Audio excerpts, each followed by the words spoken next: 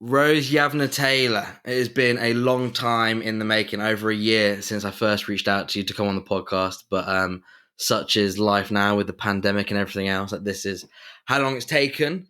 But welcome to the podcast. What's the crack? Hi, I know. Thank you. I feel like it's been such a long time that I feel like I know you guys already, just because we've been in so much communication. What's the crack? Yeah, no, feeling good, feeling positive that things are opening up. Hopefully, weather will get a bit better. But no, feeling hopeful. Looking forward to the summer. Pretty much it. Not much else to report because no one has a lot going on in there. Yeah, I know. It's good to see in UK things are opening up again. My friends are sharing stories about how they can finally sit inside and not have to have like a beer in the pissing rain, which is a nice thing to look forward to for sure. I mean, whether the weather holds up or not is another story. But hey, trials and tribulations of living in England, I guess. I know so many times I've gone out for like rainy meals with my friends. So I'm sat there and I'm like, this just isn't pleasant. Yeah, exactly. But you feel like you almost have to now that it's been taken away from you for a year. It's like, well, this has to be done. Yeah, for sure. Well, before we get into, obviously, we know each other fairly well, like you said, almost like pen pals now. But for people who maybe aren't aware of who you are and kind of your story, can you tell us a bit about yourself and also like the book that you wrote that got me into you, got me just what made me notice your story. Sure, yeah. So I guess like the reason why I'm on the pod today is because my dad passed away quite suddenly of cancer when I was 24. So I tried to deal with and process my grief by writing a book about it. So that's kind of my story in relation to the podcast. But aside from that, I grew up in both Los Angeles and England. So I'm half and half. So my book definitely talks a lot about that. And currently very near the end, hopefully, of my PhD in anthropology. So working hard on that and working in like the museum realm. So juggling a lot of things, but all good. Do you want to talk about why it is that you wrote the book? Because I came across you on Grief Encounters. Shout out to Grief Encounters. But yeah, and the reason that you wrote the book kind of really struck a chord with me because I think obviously yours was specifically about grief, but I feel like your reasoning can kind of apply to loads of different kind of aspects that people our age kind of go through.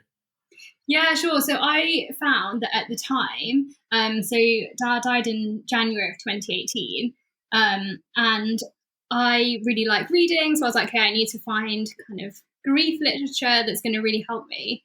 And at the time, I mean, there is more now, but I couldn't really find anything that was specifically written for our sort of age group of the young adult age. Everything seemed to be either for children or written for people who had lost a spouse, or written for or by someone that's like in their 50s and they've just lost a parent. So I really couldn't relate to a lot of things, and it actually just made me kind of resent those books because, you know, when you're grieving, you're feeling all these emotions, and I really, really did feel anger quite strongly during that time. So I just resented everything, and so I was like, do you know what? I'm just going to write the book that I wish that I had been given on the day that Dad died. So basically, I started just writing notes about how I was feeling kind of throughout the year. At that point, not intentionally to write a book. It was just more if I was out and about or sat on the tube and just felt really like overcome with emotion, I'd just get my phone out and write some notes, and I kept them all in the same document. And during this time, obviously, I was also still trying to search for resources and even like support groups and stuff, but they were still, you know, aimed at older people, I found anyway. So then on the 1 year of Dad's death, which is like a very odd day anyway, like you don't really know how to feel or what you're supposed to do, I decided to just kind of read through all these notes. And then that's when it really hit me like, okay, I really should actually turn this into a book to help other people. So yeah, I just kind of did that, and it really helped me anyway, like just to help process my emotions. But I hope that it really helps other people too, because it's written in a really raw way. Like I basically just was copying and pasting all these emotions that I'd felt throughout the year. So nothing's like sugar coated, nothing's watered down. Like, you know, so I'm maybe writing a section on it a year after I felt that initial feeling, but I'm still writing it in those words that I originally used. So hopefully that's really helpful to people, because some things that I did read were like, as not like doubting the author, but sometimes you know, and you're like, no, you've watered that down. Like that emotion's a lot stronger. Or even for books written, you know, my medical professionals or therapists, which are obviously like great, but sometimes when you just reading it and you're like, I can tell that you haven't, even though you might work in this realm, you personally haven't lost a parent. So even that is hard to relate to. And like, obviously I resent that anyway, because I wish my dad was still alive.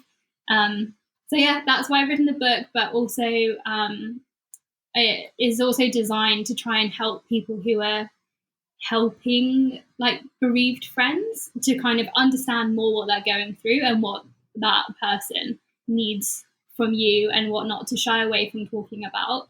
But again, it is still so like grief is so personal. Like I love to talk and I ask loads of questions, like maybe the nature of being an anthropologist. But so I really wanted people to ask me so many questions about it. And I know that puts people out of their comfort zone. But for me, like I really needed that. So I kind of talk a bit about that in the book as well. Rose, before we get into the contents of the book, I just wanted to ask you, I feel like societally we have a tendency to think, I'm struggling with this thing. Let me just find this thing to fix it, and then it'll be great. Well, I know I do it anyway. Right? I'm struggling with this. What will fix it? What will make it better? And obviously, writing this book has really helped you with the process. But I'd love to know what also was in the kind of, what were the other ingredients that really helped you, find a peace of mind with it?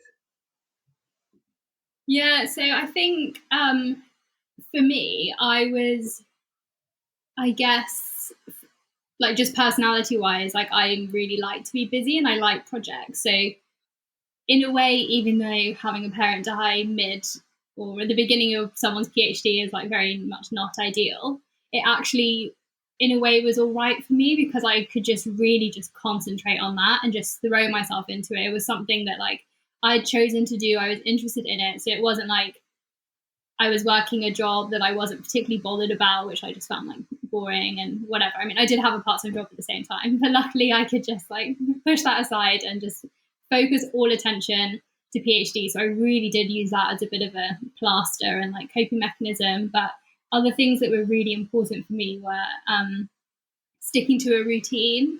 So making sure that I kind of got up at a sensible time in the morning, had breakfast, got all the most like pressing things out of the way first thing. So then in the afternoon, if I felt really like griefy or a bit rubbish or a bit brain foggy because of it all, at least I wasn't adding stress to that because I had already done a lot of important things in the morning.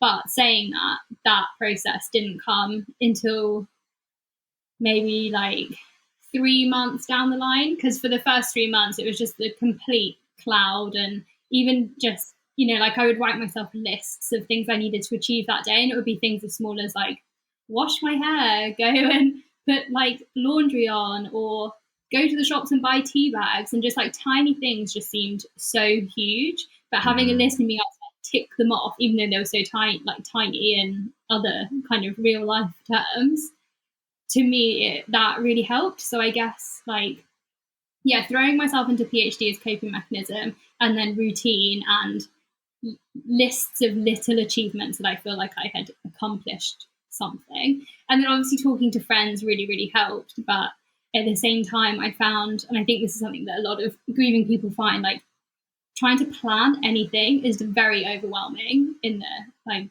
first few months or however long. Like even to go and meet my friends out for dinner or something just felt like too much. And I love organized fun and I love planning. So to me, this was quite stressful that I was suddenly finding that really overwhelming. So yeah, I think people just find different ways of coping with it in like a myriad of different ways. But I think, like you said, like grief is a process. It's not just like a tick box, like, hey, we've moved on from that stage now, we're getting there. It's like very cyclical. And I think if you're trying to tick things off, like, wow, I don't feel angry today, yay, I must have passed that stage of grief, that's just going to stress you out in the long run, because you're inevitably going to have a very angry day down the line. I know Seb planned on asking this question or along the lines of the question, so I don't want to steal his question. But that idea that it's not time when you're grieving is not linear, was was that a key aspect for you to kind of give yourself compassion with, here, I'm feeling this, and like, some part of you goes, oh, why am I feeling like this? It's been this amount of time, and people say it should take this amount of time, or I'm doing this and I was fine for the last month. Why is this coming up all over again? And was that a key part as well of just accepting that it's not going to just run in this straight line? It's Yeah. yeah. Yeah, absolutely. I think I just from memory, like I don't think I ever tried to put myself on that linear trajectory, because to me, when a lot of people were like, oh, and then you'll go through all these processes of grief and then you'll just be over it.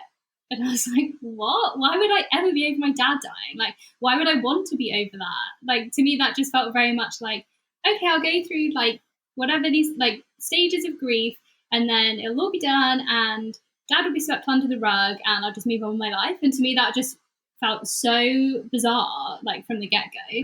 So to me, I just always just didn't try to align with the linear process of grief, and I really just did try to feel all the feelings, like even though it's obviously not pleasant, but I try and like bring out in the book that it actually like takes courage to grieve and really sit in the feelings and go through those cycles and be angry or anxious and stressed. And like even now, like over about 3.5 years down the line, I still feel days where I'm like actually just totally in denial. I'm still like, I cannot believe that has happened. I cannot believe it's been over 3 years since I last spoke to dad. Like part of my brain is like, no, that's just not true. So I think if I was trying to work on the linear grief model, I'd be really stressed by now, because I'd be like, oh god, I'm not getting to the other end. So you just have to just see it as a process. And I think there's like a grief model that I talk about in the book that really helped me, which is the Tonkin model, and that's like seeing basically your life growing around the grief. And that has really helped me. So on days where I'm feeling particularly griefy, it might be like a massive black circle, for example, and then like just a little border between a bigger circle around it. And that's because I'm having a griefy day. But if I'm feeling good and I've got lots going on and I'm like motivated and happy and I'm not stressed about other things, then I might have like a smaller black circle with like a much larger circle around it. But that just means that, like dad grief being the small black circle, I'm still carrying that with me through the day, but it's much more manageable. And sometimes I can even not enjoy it, but do things where I'm like thinking in my head, like, oh, dad, what do you think about this? Like, look what I'm doing. Rather than days where it's just way too overwhelming, and even to think about dad makes me cry. But I feel like I might have butchered that explanation, but hopefully that makes sense. No, thank you.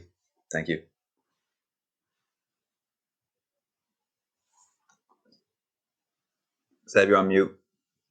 Sorry, I'm going to ask a weird question here, but there are follow-ups, so bear with me. Where did you obviously you speak about how kind of half from Los Angeles and half from the UK, London. Where did you most spend time when you were like grieving? When I was grieving, in London. So basically, dad, so it's kind of mixed maybe. So actually, yeah, interesting. I rescind my answer. Now I'm going to say it was very mixed, because when we first found out dad's diagnosis, I was in England, and that came as a complete shock. And so we flew out. He was actually working in Atlanta at the time, so we flew out to Atlanta. He deteriorated like very, very quickly. So there wasn't really time to have like anticipatory grief, really. It was just like jumping on the ride and having to go along with it. And so then when dad did actually die, we'd managed to fly him back to Los Angeles. So we were there.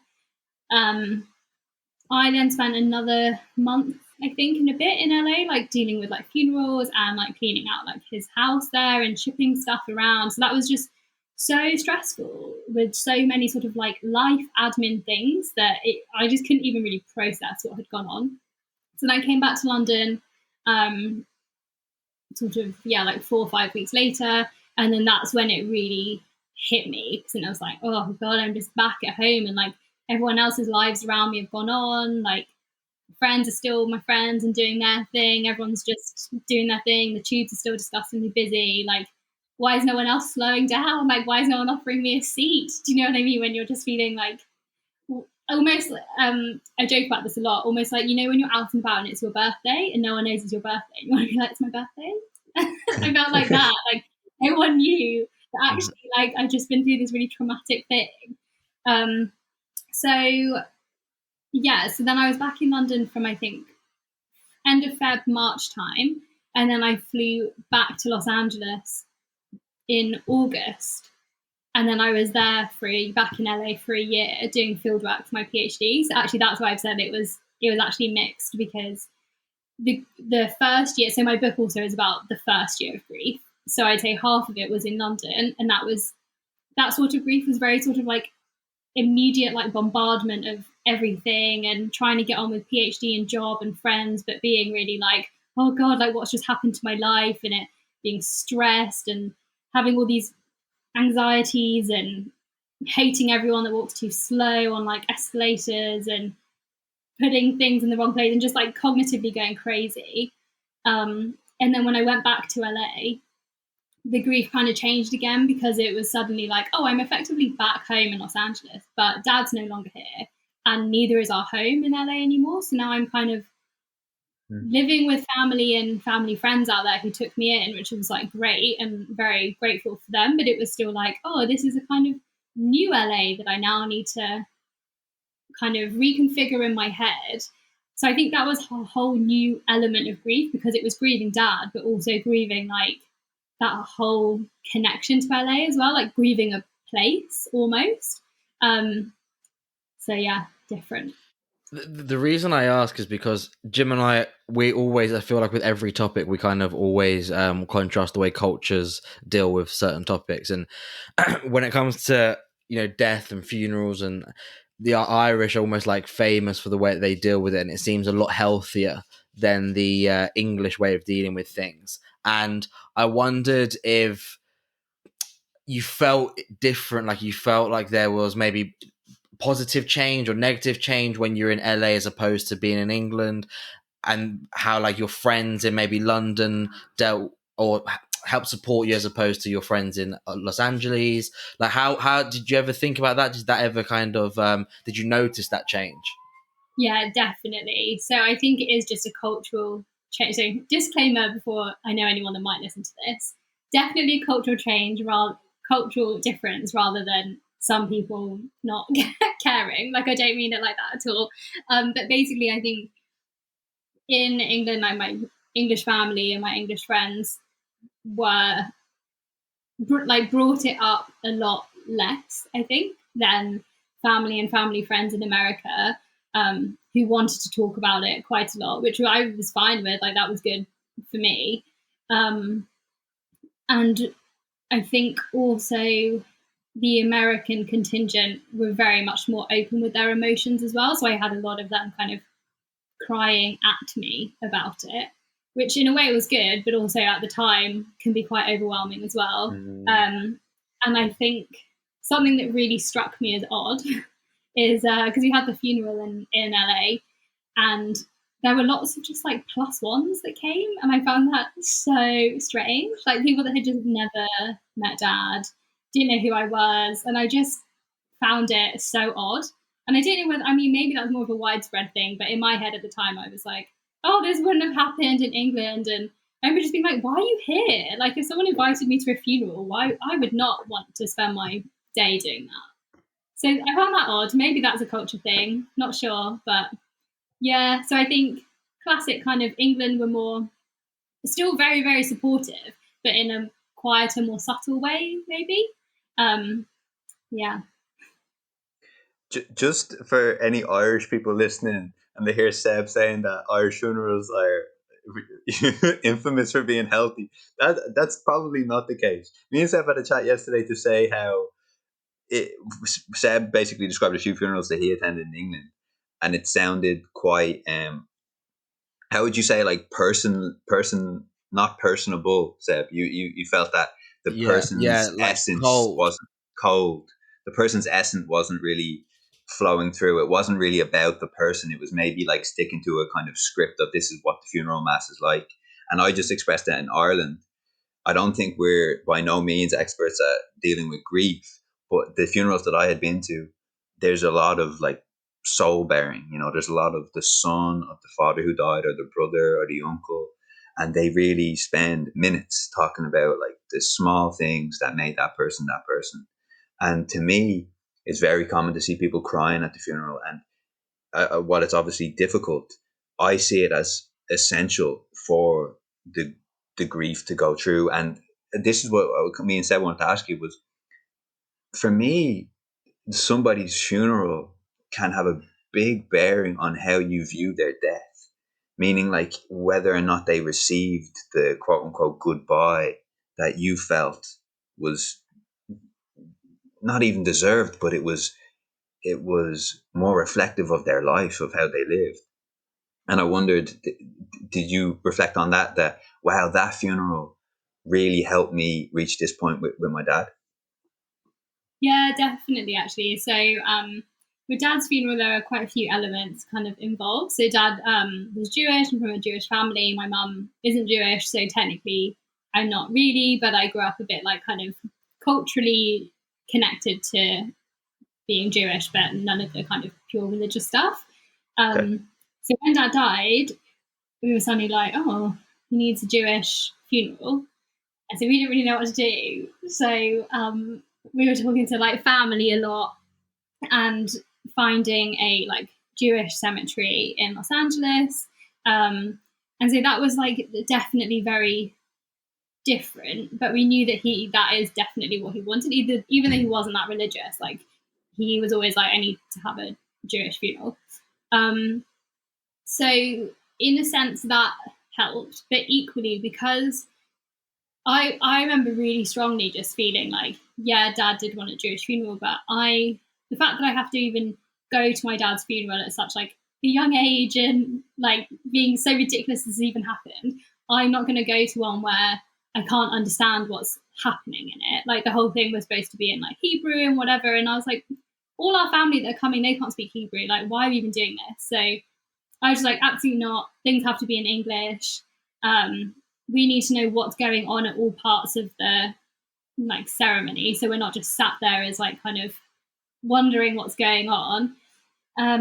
So that helped because my brother and I really tried to take charge of the service, so we made it kind of a hybrid Jewish not Jewish kind of thing, which was good, and a lot of family appreciated that and friends appreciated that. But then also we didn't want it to be, so my dad was like a really happy, silly, very silly person. So we didn't want it to be like sad.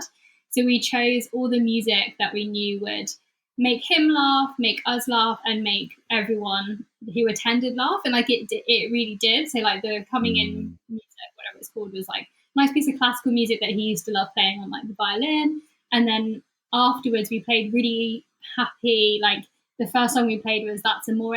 Because Dad used to like sing that to us as children, and it just like broke the ice because after such a like funerals aren't tense, but obviously they're not like pleasant really. So as soon as the intro to that song played, like everyone just started laughing and could see how or like why we'd picked that song for him, and like a few others like that.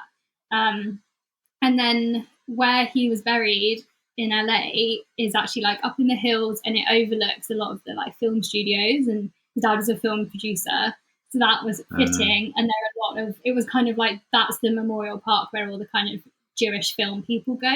So in a way, it just felt like it was a really good send off for him because he's like sort of looking over the film studios and surrounded by all these like old film people he used to work with. And it was a fun ceremony, if you can kind of call it that. Like, I mean, not fun, but you know, you kind of know what I mean. People were crying, but it was nice. And we chose specific people to talk because we knew that they would have different perspectives or stories on Dad to tell, which was really, really nice as well. So, yeah, I think just because we orchestrated the funeral really precisely to how we wanted it, we were able to make sure that it really was giving him a good send-off. And so, yeah, it was a good funeral, I guess, as far as funerals go.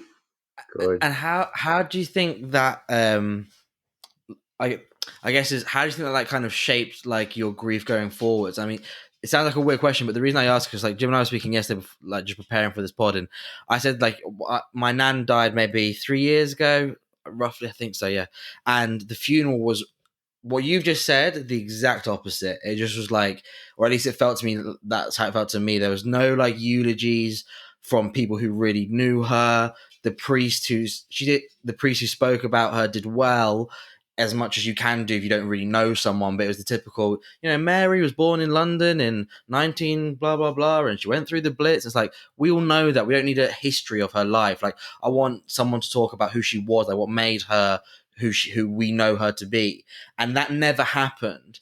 And I feel like for me, it kind of really almost like just stunted any grief that I did have for my nan, because the funeral it honestly felt like I was at the funeral of a complete stranger. You were talking about the plus ones. I could have been a plus one at that funeral. Like, even though it was my nan's, it felt like I was at someone else's funeral, like that I had no business being there, to be quite honest.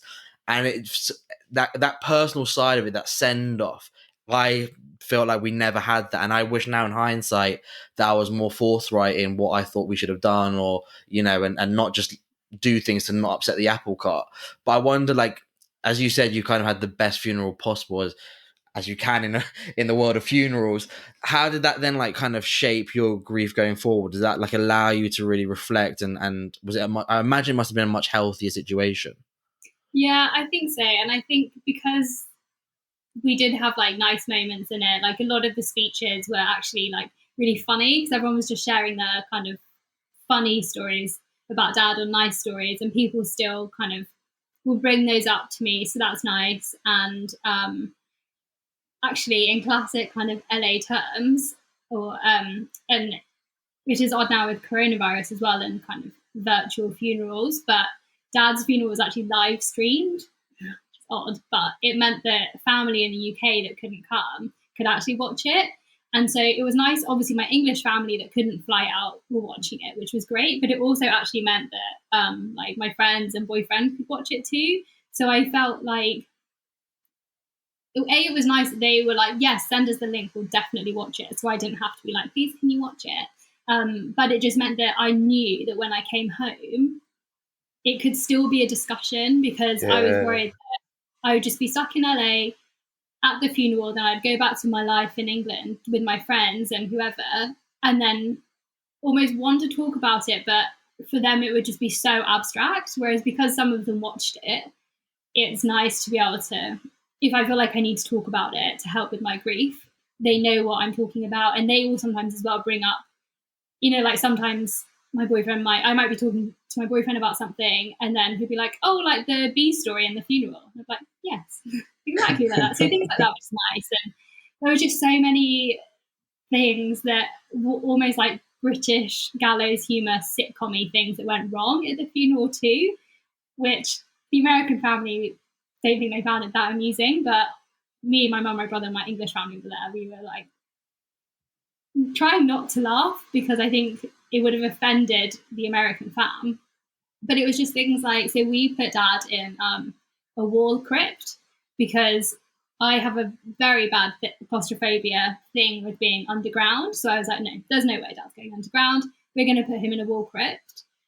And he was on like the top row. And so to get up there, it's like a winch thing, and like it's all very uncomfortable. And they were just all standing around the coffin being like winched up, and there's these two like kind of technicians on either side like holding it on, and you're just standing there like, oh my god, what is life, what is going on? Like the lift thing, I don't know what the proper term is for it, but it was just so slow, and everything was like crashing, and it was just like, oh my god, he's gonna fall off it. And like it was just squeaking, and then they managed to get it up the right height, and then they had to kind of like push it into the wall crypt. And it was just like, I literally remember just being there like, I'm having an out-of-body experience. I feel like I'm watching this on a British sitcom.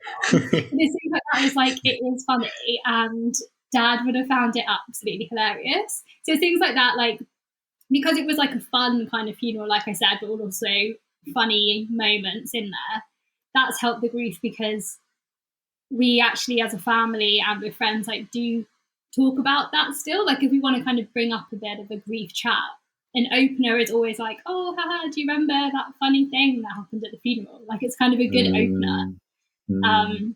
So yeah. Yeah, it reminds me of like Ricky Gervais always talks about how at like his mum's funeral, I believe, they like kind of wound up the priest. Like the priest asked for like a couple of little stories that he could say about his mum, and like they gave him like all these like falsehoods. And then when this priest was just saying this like complete nonsense, Ricky and like all his family were just like creasing, and everyone else like, oh, how can you laugh? Like so, you know. And he was like, laughter is the best way to deal with some of the most like tragic kind of situations in life. Yeah, definitely. So like that's actually just reminded me. So classic. When my dad was in his 20s, I think maybe 21, he was a stage manager of a Las Vegas show, and he called the show Panties Inferno, which is quite hilarious. But we were like, we need to get this into the funeral. So that's something that like we did manage to get someone to mention it. So it's just almost like, you know, those times when, you know, like when you're growing up in a city and you're like, oh, try and get this person to use this like silly word in their speech or something. It was a bit like that. So like, and this was like right at the beginning as well, when it was all still quite serious. And then the person giving the eulogy was like, and then at 21, stage managed Panties Inferno. Excellent. Yeah, sometimes that's needed. I think like it really like humor is needed. Obviously, like done in the right way. Do you know what I mean? Because sometimes otherwise it will become really offensive. But yeah, if it's done in the right way by the people who kind of almost have that power to use it, I think it can be like really, really a powerful tool to kind of help you get over, or not get over things, but kind of just lighten the mood a bit and cut the tension sometimes, because we can all be guilty of like wallowing sometimes too much, and it makes things worse for sure. I wondered, obviously, so you wrote this book a year. Well, it was about the first year of grief, and like you said, it's now been 3.5 years since your dad passed away, and we've spoken about how grief isn't linear. And I was talking to Jim beforehand about, I've got a friend who passed away, and we want to be there for the people who have kind of been left behind, who were closest to him. But as a friend, as that support system, so to speak, I sometimes feel, and maybe this is a very English thing, but I don't want to be, it's been a year. I don't want to be that person who's like, hey, are you still okay? Like, how are you doing? Because they might be having a good day and they might not want me to ask them these types of questions. And I almost feel like there's a point where I kind of use the analogy that like the support system or the friends are like crutches. And there's a point where you have to, when you break your leg, you have to take that first step without those crutches. And I wondered, like, how was that for you with your friends? Like, where was there a point where you thought, you know what, now I'm not over it, but now it's up to me to kind of deal with this by myself now, and not have my friends ask me how I am, or not rely on them or expect them to ask me how I'm doing? Or is it a point where you still think, you know what, like you said, you're never going to get over your dad. Why would you ever want to get over your dad dying? And you kind of expect your friends or your closest ones to always be willing to have that conversation with you. Yeah, so I think I'm much more on like the second half of the camp.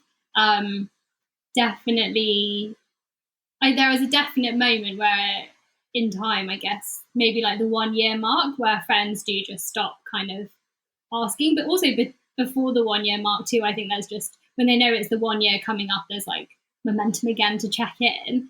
But very, very few friends now still will ask me. And I mean, it's difficult, isn't it? Because I don't want to be like, excuse me, why am I not like top of your priority list of the day, like me and my dad? But it would be nice. Like, it's so hard to articulate. I think even now, and I'm at the moment, because I've only got like less than a month left in my PhD, so I'm very stressed with that. So because of that, I am feeling more sort of, or like less resilient to the grief at the moment. So I will have kind of breakdowns, and then suddenly what was about something going wrong or something I'm confused about my PhD then suddenly turns into like an afternoon crying about dad. But then I think because time has passed, it makes me feel like I can't reach out to friends to be like, oh, I'm having a really sad day, can I call you? Because I'm worried they'll be like, oh God, now still, like, get over it, which I know they won't. I know that's in my head, but I do wish sometimes friends would still be like, how are you doing, by the way? Like, how often are you thinking about like your dad and things like that? Because I think the question that I really hate is when people are like, are you better now? Are you feeling better now? With like the now? And you're like, well, no, because like, yeah, I'm not feeling like certain emotions anymore, but equally dad hasn't come back to life. So the problem is not solved. It's just like we've just moved on and adapted to different things. So I'm definitely in the camp of wanting friends to still be sort of, I guess it's almost like an acknowledgement too, or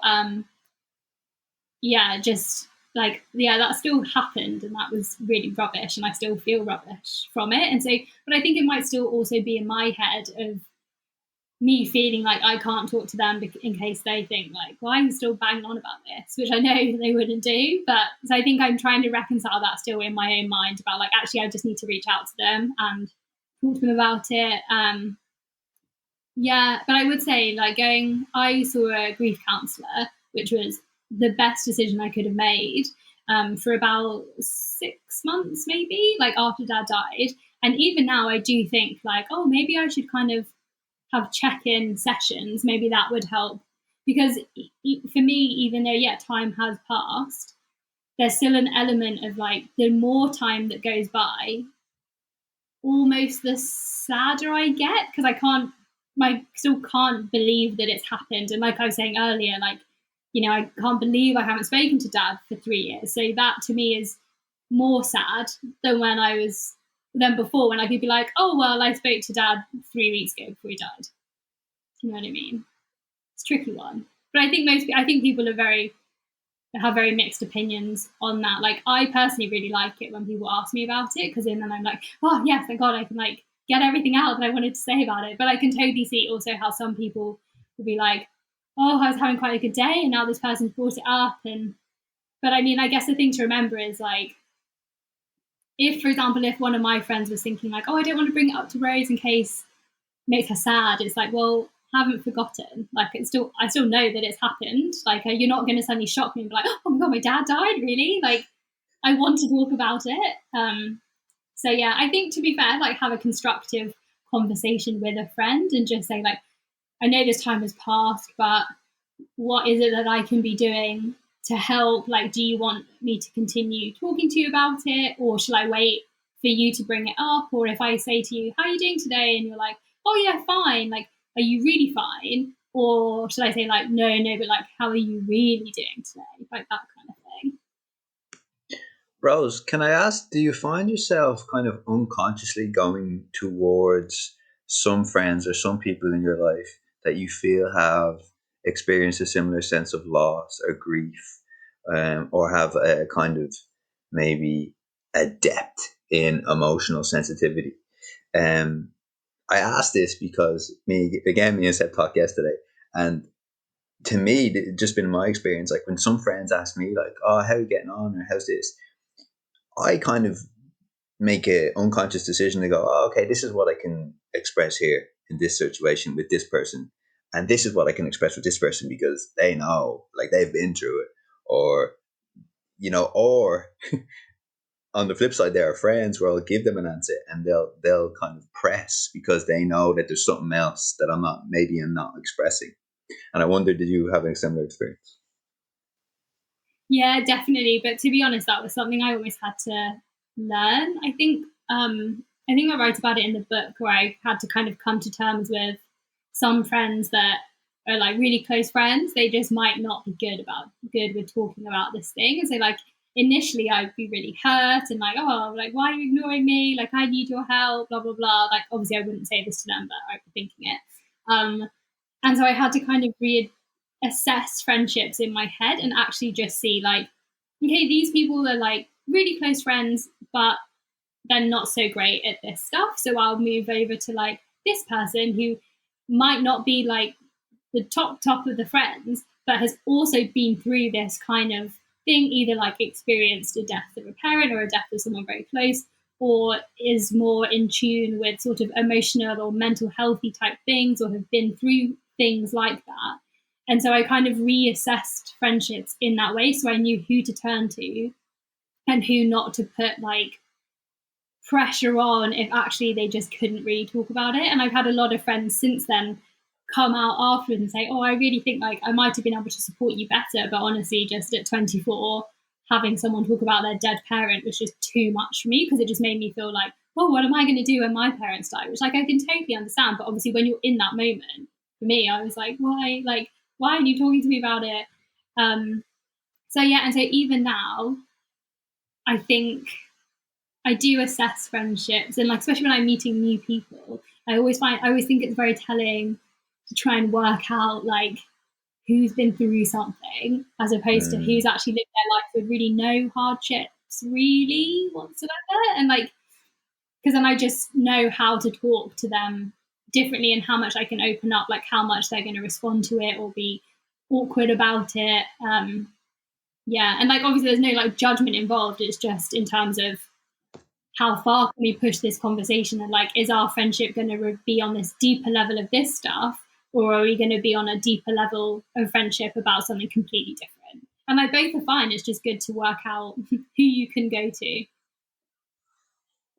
Absolutely. Yeah, I wanted to ask. This is gonna sound like a weird thing, but when like when someone goes through something really shitty and you hear them in interviews and they kind of say, oh, I would never change it for the world because it's like made me who I am now and this and the other. And I'm not asking you to say something similar, because I'm almost certain that if you could go back 3 years and make it so it would never happen, of course you would.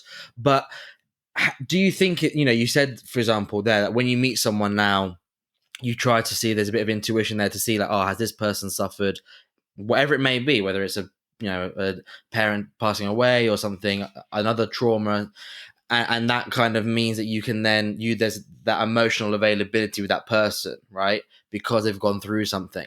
And I wonder, like, if has it made you yourself, Rose, has it made you like a more emotionally available person? And not to say that you wish you like you'd happily go through this all again and blah, blah, I'm not saying that, but like, do you see that there's been growth there in yourself as a person, and that, to put a cliche on it, maybe there is a slightly silver lining on the really dark cloud there? Yeah, I think for me, well, two elements of my answer, I guess, for this. Because I've written a book about it, I kind of have to be okay talking about it. And obviously at the time, when I was writing it, I was like, this is so helpful to me, can't wait to get it out there to help other people. And then to try and kind of like publicize it or market it, I have to be in that emotional realm. I have to do it. And like when people talk to me about my book, I have to suddenly be like, oh yeah, back into like the dad's dead kind of bubble. Like, for example, if I meet new people and say if we're in a group setting and we're getting to know people and someone's like, oh yeah, did you know Rose wrote a book? And then the new people are like, oh, amazing, what's your book about? And you're like, oh, it's about my dead dad. Like, it's just a bit but I mean, it is good, and it means that it often, now we're like a bit older, like a few years older, it's normally more of a dialogue now, and people are really like wanting to know more about it, and then it open up with their own kind of traumas or experiences, and then we can have a big emotional chat. And like, I actually really, really enjoy that. I just love talking about feelings and emotions, so it's very good. But then kind of on another point is that before I was always quite like shy, and I'm only 5 foot, so I don't take up like a lot of physical space. So I was just kind of like small and quiet and shy. But I always had like a lot of opinions, but I just never had the confidence to voice it. Whereas as soon as Dad died, I was like, right, all my opinions are coming out. Like, because I felt like I had almost I wouldn't say like a shield, but I just felt like I was like, God, I just don't care if someone doesn't like my opinion. I don't care. Like, something way worse has happened to my life, so I'm going to voice this. The worst that's going to happen is someone will be like, you're wrong, or no, I disagree. Fine. But at least like I've got out what I needed to say. So I think, yeah, it's made me like a lot more of a vocal person. So I'm just like, I don't have time for any of this like shit. Yeah.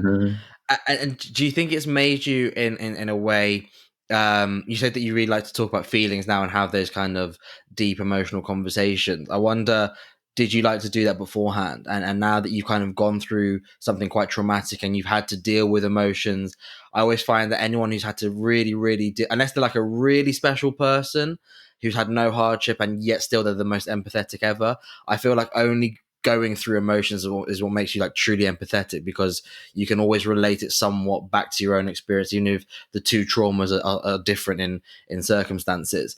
Do you like think that's kind of, you said how you had the two bands of friends, right? The friends that you would go to talk about this type of thing, and then the friends who maybe it's more lighter conversations. Doesn't mean they're less of a friend, but the topic is just very different. And maybe, do you ever reflect that maybe for your own friends, like, you might, especially someone who maybe was quiet beforehand and didn't voice their opinions, you might have been in that band of lighter conversations, but now you're almost like the go-to person of like, oh shit, I'm dealing with something, like, who better to talk to than Rose? Yeah, I think so. And like, I think because of that too, I feel more comfortable in drawing out emotions from friends. Like if I feel like someone's going through something, or if I know that they're dealing with something, or have sort of, maybe something's going on at home or mental health stuff, I feel more like I can be in a position to be like, you can talk to me if you want, like I'm here for you, we can discuss emotions, and the context might not be the same, but I bet a lot of what you're feeling I felt previously. So I kind of quite like that role. Like obviously I wish I didn't have to have that role because I wish my dad was still alive, but at least I do feel like I can help friends. And I haven't had any friends since then who have lost a parent, but I know that in the future, when parents start going, I'll be able to try and help like as best as I can and not fall into the cliches or things that I found really annoying, for example. Yeah, and I think it is good just to try and talk about mental health and death and grief and all these things, because especially like when you see someone dying on TV, it's very like, that's not really how it looks or happens in real life. It's very different.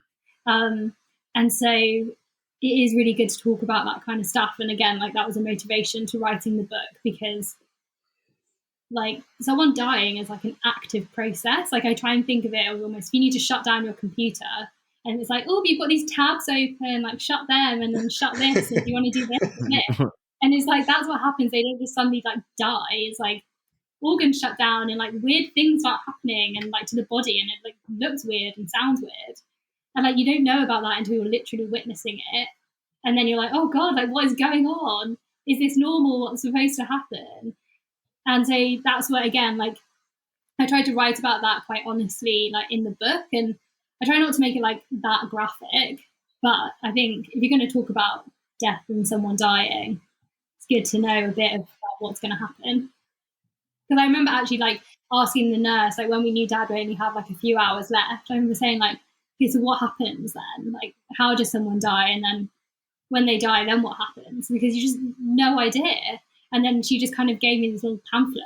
And I was like, great. Oh, no. Yeah. Jesus.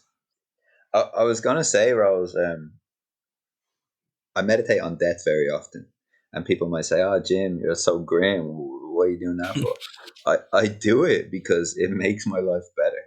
I say it makes my life better in that I think that this is going to sound extreme again. I think the closer you get to death, or if you spend time even in your head close to death, I think you're more likely to live life like c'est la vie. Like right now, this can't happen. This will happen to me. I don't know when. And because of that, like you said, I'm going to voice my opinion. I don't care anymore if he disagrees with me. I don't care if they might judge me for leaving my job or this and that. And I was wondering, do you notice the difference in your kind of outlook or your approach to life as a result of being so close to death? Yeah, I think so. Just in terms of confidence and, like I was saying before, like not like finding my voice, because it wasn't like I was like a mute before, but just being way more confident in voicing opinions. Like if I guess like not in an argumentative way, but if like rather than just going along with it, because that's what the group has decided if I think there's like, oh, why don't we just try this, or like, no, I don't agree with that kind of thing. So the confidence in that way, confidence to do more things, and also like, this probably sounds really silly, but I am still a bit shy, and in like social settings, if I need to like walk into somewhere like really crowded or academic and like important and scary, in my head I'll just have a little pep talk of like, I can do this. I've been through worse. I've seen worse. I've had to enter a hospital room with like my dad looking terrible and about to die. Like, I can walk into this room. So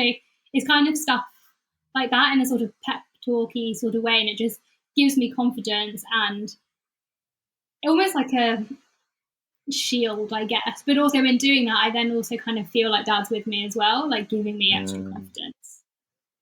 I wanted to ask you that actually. How often do you kind of I don't know, I was going to say acknowledge his presence, but maybe that's not the right way to put it. But how often do you kind of make sure that he's not just banished to the past type thing, and like you said, you feel like your dad's with you in these certain situations? Is that a conscious thing that you do? Or because I'll admit, like, I'm guilty. Let's say with my grandparents who have passed away, like, I don't think I really kind of keep them with me, so to speak, and only unless like they get brought up in conversation with other family members. But I never really, and that's not to say that I don't believe in souls or anything like that. I think I do, but maybe it's just something inside me finds it kind of hard to bring them with me. I find it easy to kind of be like, right, well, that's a time period and that's no longer, that time period closed type thing. Do you kind of actively make sure that he's still present in your life? Yeah, I do. And like, I don't think it is an active kind of decision. I think he just is. And I think because, like, I'm not religious. So I'm not saying this from like a religious like standpoint, although I feel I'm probably quite spiritual. But because Dad and I were like very, very close, but and I kind of explain our relationship in the book a bit, because he was based in LA and I was in London, or growing up in the Cotswolds, we didn't see each other every day, but we spoke like every day, and it would be over email or Skype or phone. And I always just kind of knew what he was doing. And especially being like a young, small female in London, because of the time difference between London and LA, if ever I was walking in the dark, I would just call him, because it might be like gone midnight here, or even like wintry 8:30 p.m. here, but it'll be like middle of the day for him. So if you could pick up the phone, he would. So I just felt like that was a safety thing, to be able to walk home in the dark talking to him. But equally, if I'm just a bit bored, I'd just send him an email like, what are you doing? And he'd be like, I'm having this for lunch. And so we'd always just be in this weird sort of, I would just always know what he was doing. And so I think, which potentially isn't the case for a lot of other people. Like, if I don't know what my mom's doing all the time, for example, but it's because I see her from time to time, like, because she lives in England. So we don't need to have that same sort of closeness, because I do see her. So because of that, I think, well, after Dad died, I didn't realize like how much of a constant sort of like company or comfort he was in my life, like a constant sort of presence. And so because of that, I do think about him probably like every day, but it's only really for, well, like if something funny happens, or if I'm like fall over or like do something a bit silly, I'm like, oh God, like pretend to laugh to myself and like imagine that Dad's laughing. But also, when I'm doing big sort of lifey things, or like if I've got a new job or a promotion, or I've moved house, or I've submitted my PhD and now I'm waiting for like my Viva, or I've got cats now. Like, it's things like that where I'm kind of in my head telling him, and like that's what kind of, it's things like that that really makes me miss being able to tell him. So it's like, oh, you don't, hopefully but I haven't been able to tell you as like living you. I get you. And I wanted to ask, how it's been 3 years now, and one thing that I find kind of really horrible about people passing away is that like my memories start to really blur, and I start like things that I was certain of. Now I'm like, oh, did that actually happen, or were they actually like that? And like now, I mean, I can remember what they look like, because thank God these days we have photos. I can't imagine what it was like hundreds of years ago, but I can't remember really what their voices are like. And that's a bit of like, when I think about it, that's like a real sad thing. how's that with you? Like, I was 3 years on. Like, have you kind of experienced that, or maybe have you? I don't know if you have like voice recordings or videos or something that can help kind of stimulate those memories. Yes, I was really conscious of like not wanting that to happen, because to me that was just like really overwhelmingly like sad thought. So even though I don't really watch or listen to them yet, because I do start to find it quite painful, I know that when I do get to the point where I'm like, oh, was that his voice? Or like, oh, I can't really remember now. I know I've got footage to be able to watch and listen to. And also sometimes I am caught by surprise, because his friends on Facebook might suddenly post pictures or something, like of an old throwback picture or video of them on set or something, and he'll just be in it, and like it catches me off guard, but then I'm suddenly like, oh, I've seen him again, and like I can hear, yeah, that's his voice, like that kind of thing. Or family that find like old recordings and then they'll just suddenly email it to me, and I'll open it and then I'm like, oh, there it is again, which like it's good, but I have like videos and stuff on my phone, but I can't really look at them yet because I do still find it too sad. But I know that they're there for when I want that. And I think also the book was a good way of preserving a few memories, I guess. Like my dad made up so many silly words. He's just a silly person. And like I used to write them. I think I've written a lot of them in the book, like his little sayings or how he'd sign off emails or things like that. So I've written them some in the book, but I've got a list of others. So I think as long as I can remember his little like silly phrases or things that he'd do, that will kind of bring him fully back into like, oh, and now I can remember his voice and this and that and everything. Mm-hmm. The I think it was the first podcast me and Seb ever did, was we talked about like almost the ultimate homage you can pay to somebody is to live as if you knew them.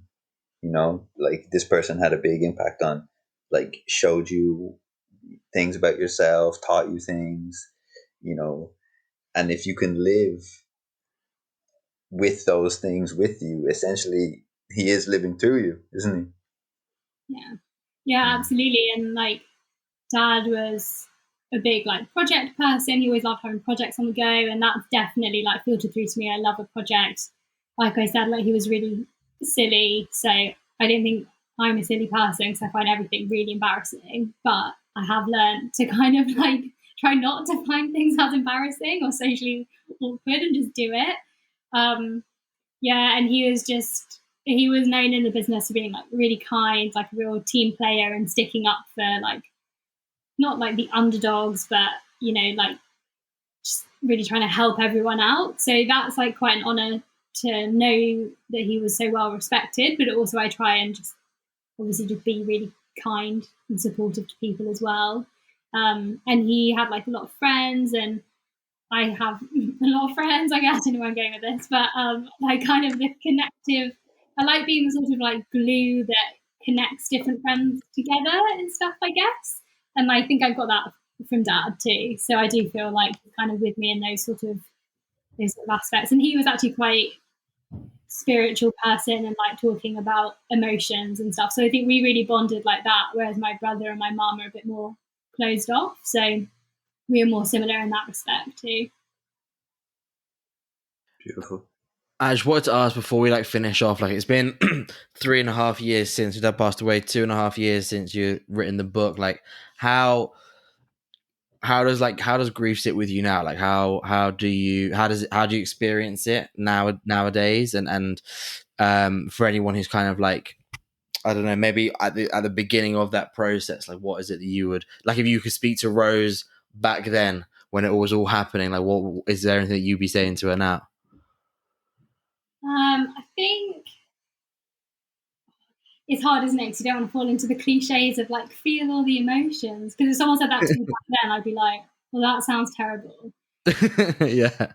So I would say maybe like it's difficult because also I hated like, oh, time will heal, which like I don't think it does, but it helps. Like time definitely helps things, like, you know, like I was saying about being really like angry or anxious or just crying all the time or feeling. I had really bad memory loss actually afterwards, which I spoke to a grief counsellor about. Apparently that's very normal as well, and I write about that in the book.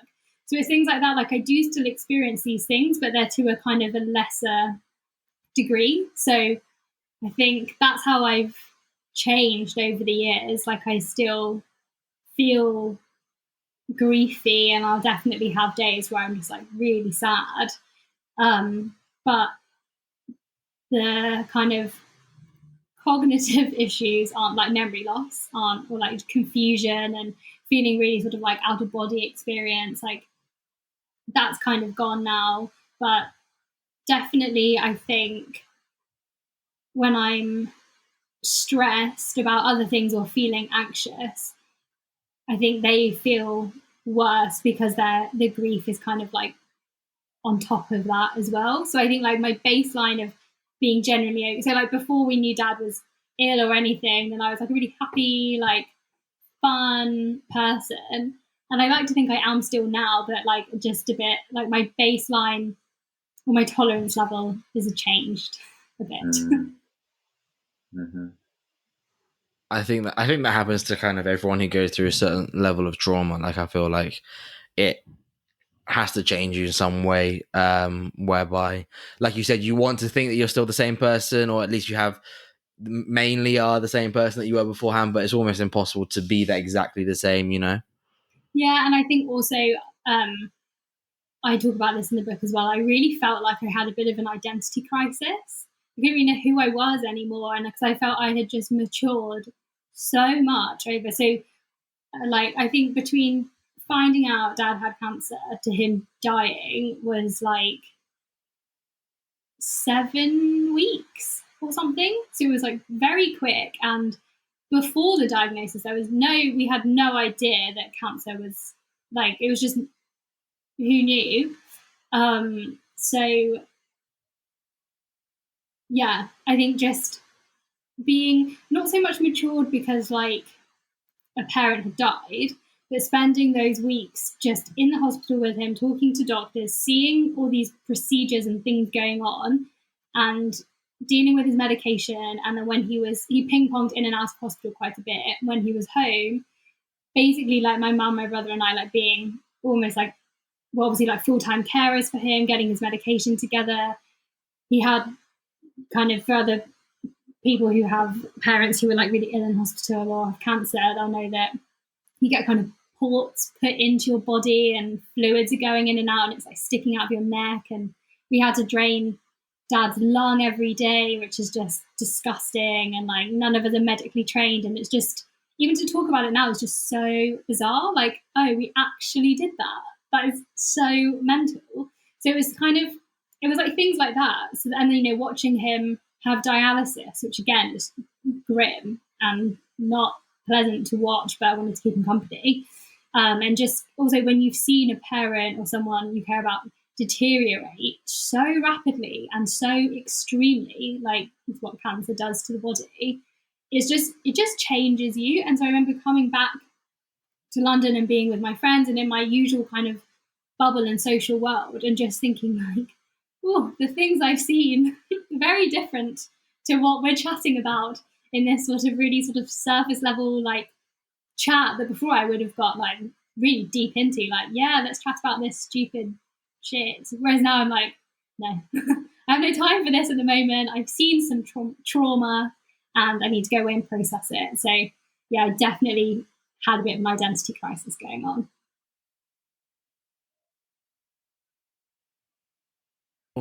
Well, I would definitely recommend your book for sure. I mean, like I said, I've only lost my grandparents, which is I feel like, I mean, it's still grief, but I kind of feel like it's so much more expected, especially whereas like I mean, again, I guess your parents is also expected, but not when you're so young. I feel like it's definitely more shocking, and I really like the way how you describe it in the book. Like you don't have to read it in a linear way, like from page 1 to the last page. Like you can like use the chapters as and when you see fit according to like your own experience, which is something actually that I've taken on for some other books, I feel like we always feel like we have to pick up and start and finish a book. Whereas like sometimes a book might only be good to you for like 2 or 3 chapters, and that's like a really kind of new way of like thinking about books. So I appreciate that for sure, and I really do appreciate the book itself. It is, like you said, it's very. I'll say it for you, but it is very honest, and there isn't any of that.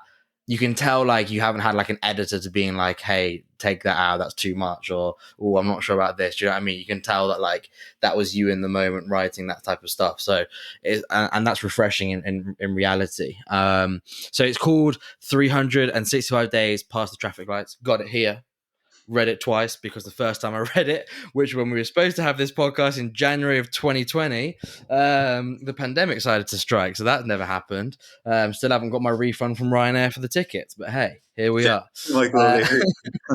Yeah, but I mean that's no surprise, is it? But hey, so that can be bought on Amazon, can't it? That can, paperback or Kindle. Perfect. There we go. So for anyone who's like interested in reading that, it's quite short, which because I think people who like why the hell would I want to read a book about grief? I mean, Jesus. But it's only like 180 pages, so you can kind of like it's like almost like a little like almost like a grief manual. That's how I kind of saw it when I was reading it. So it's good in that way. So I definitely recommend anyone who's interested to read that, and we'll post the link in the podcast so anyone who wants to can find that easily.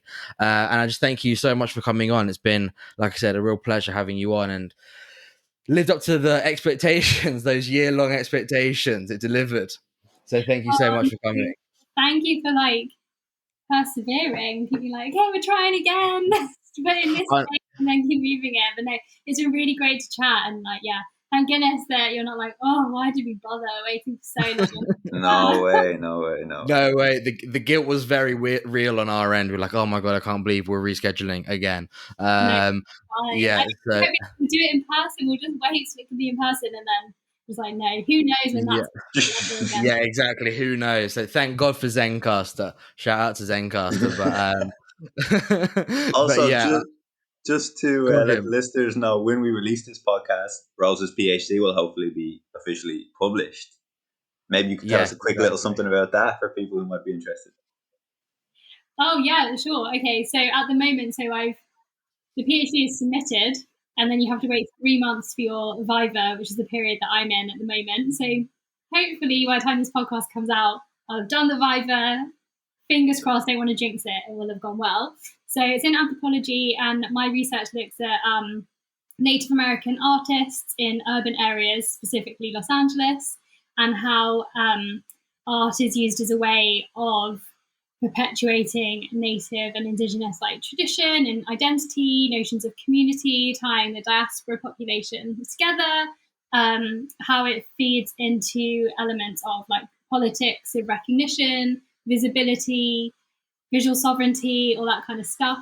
And so I basically map out a Native American art world in Los Angeles by looking at the different arenas of like display, performance, exhibition in the city, how they're all interconnected. So whether that's Native American art hanging on a gallery or a museum wall, or kind of cultural art events or powwows and on screen and in theatre performances. So very broad, spoke to a lot of really wonderful Native artists who obviously could not have done my PhD without them. So yeah, just really, really fascinating to kind of map that social world a bit. But obviously from a outsider positionality like mine is, obviously I'm not Native American, so I was afforded a really lovely glimpse at it, I guess. But it's been a great project, and LA actually is home to the largest demographic of off-reservation or urban dwelling Native Americans. So that's another reason why I chose it. So it has three local ancestral tribes, the Tongva, Chumash, and Sataviam. And then there's a massive diaspora population of Native people who have moved to LA from tribes elsewhere in the States. So kind of mapping those kind of community networks and hierarchies and tensions and social issues, but through the lens of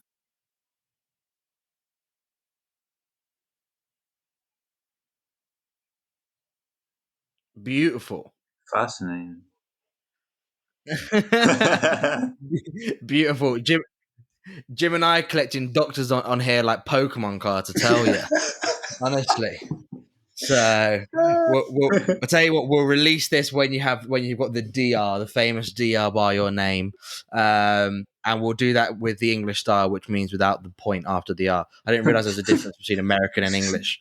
So yeah, so I had to then change. We had to go back and change all of our previous doctors. I was like, one rule for one and all for the other. So I had to change them all, mate. So remember, when you go to America, DR doctor dot in America, and in England without the dot. That's a little thing there for you, pal.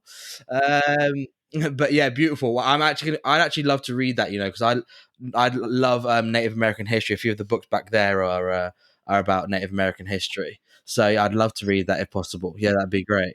Beautiful, beautiful stuff. Thank you so much for coming on, Rose. It's been a real pleasure. Thanks a million. Thank you. Thank you.